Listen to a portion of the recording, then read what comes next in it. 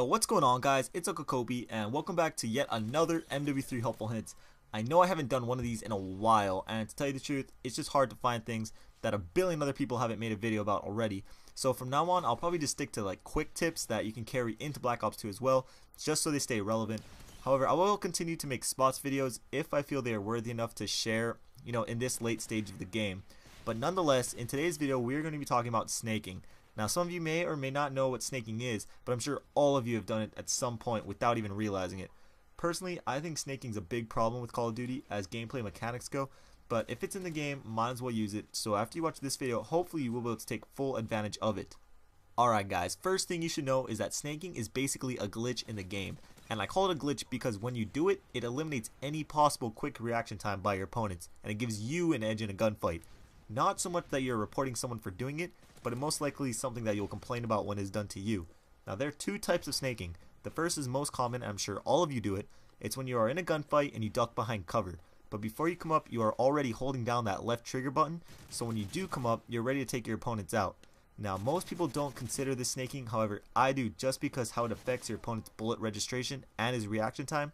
I don't think I need to spend any more time on this, because most of you do it by impulse already. But the other form of snaking is a little different, and is actually best used to take people off of head glitches. Like the last example, your opponent will have virtually no time to react, and in his screen, his death will be a near instant. What you guys are looking at right now is me snaking, and as you can see, this is where it gets its name from. When you snake, you're basically slithering across the ground. Most of you are probably thinking right now, well, what the hell does that do? That looks pointless. But trust me, if you get it lodged into your muscle memory, it will help you win a lot of gunfights. The way I most often use it, and I think is the most useful, is to take people off of head glitches. First, let me show how you actually do it, and it really cannot be any easier. From the prone position, all you have to do is hit the crouch button, and then immediately afterwards hit sprint. And literally, that is it. Here's one example of how you might use it. Let's say you know someone is at that head glitch, and he's pre-aiming, waiting for you to poke your head out.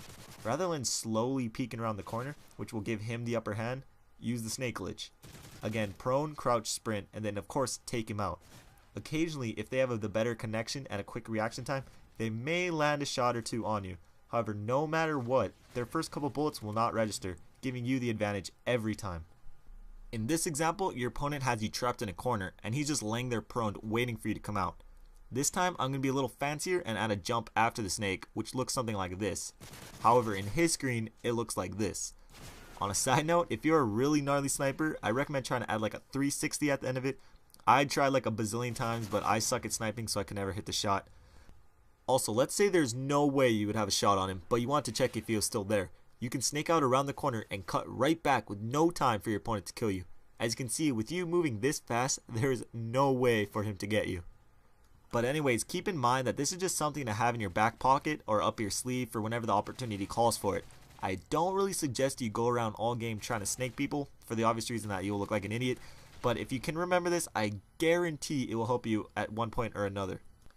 That wraps up this episode of Helpful Hints. I hope you enjoyed this quick little tip, and if you did, please show your support by giving it a rating down below, and let me know in the comments if you already knew about this and if you use it while playing.